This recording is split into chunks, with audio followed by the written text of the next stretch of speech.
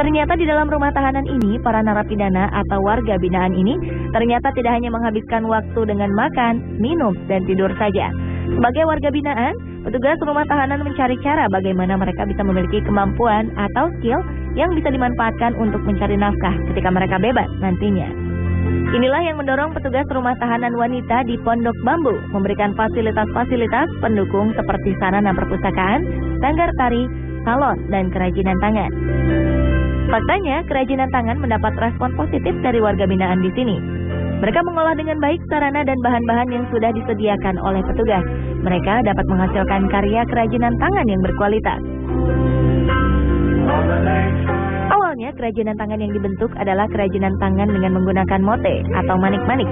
Mote ini dibentuk sedemikian rupa menjadi sebuah tas, tempat tisu, hiasan boneka Barbie, tempat air mineral, hingga bentuk karangan bunga. Di kamarnya masing-masing, para warga binaan dapat mulai belajar bentuk-bentuk kerajinan dari yang paling sederhana. Setelah mahir dan ingin terus membuat kerajinan tangan, mereka bisa bergabung di workshop rutan dengan membuat desain-desain yang lebih rumit dan beragam. Belajar mote dari teman sekamar sampai bisa terus ikut kegiatan di sini di Bingker, bisa bikin keranjang, tempat tisu, Barbie, sama bunga. Hasil kerajinan tangan ini kemudian dipasarkan oleh petugas dan keluarga dari warga binaan keluar rumah tahanan. Sebagian keuntungan yang diperoleh menjadi hak dari warga binaan yang kemudian ditabung kepada pengurus rutan untuk menjadi bekal mereka kelak selepas keluar dari rutan atau untuk digunakan jika ada keperluan.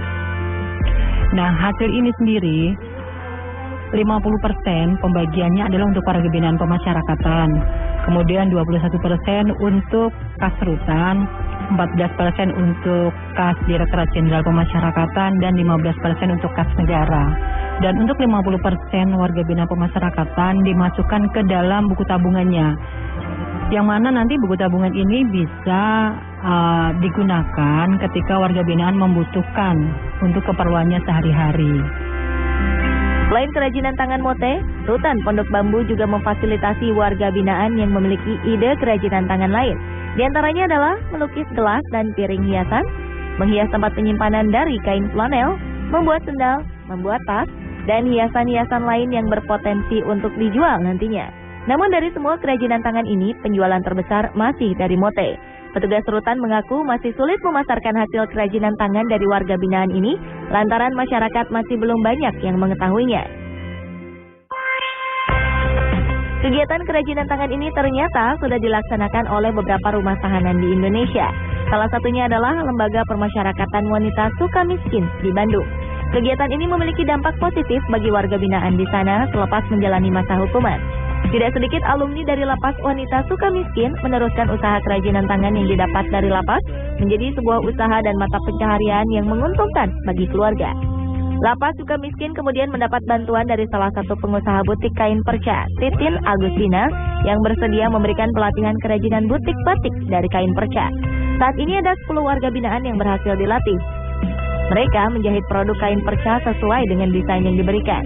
Hasil jahitan mereka kemudian diambil oleh Titin untuk dipasarkan online melalui internet dan toko-toko yang sudah menjadi mitranya. Produk-produk yang dihasilkan dari kain perca batik ini berupa bed cover, alas piring, bantal kursi, tutup galon, tempat tisu, dan dompet. Pemirsa, inilah sisi lain wajah rumah tahanan wanita kita. Lembaga pemasyarakatan ini bukan sekedar tempat penginapan bagi mereka yang menjalankan masa hukuman, tetapi juga tempat pembinaan agar setelah menjalankan hukumannya, mereka bisa tetap diterima di masyarakat sebagai seorang warga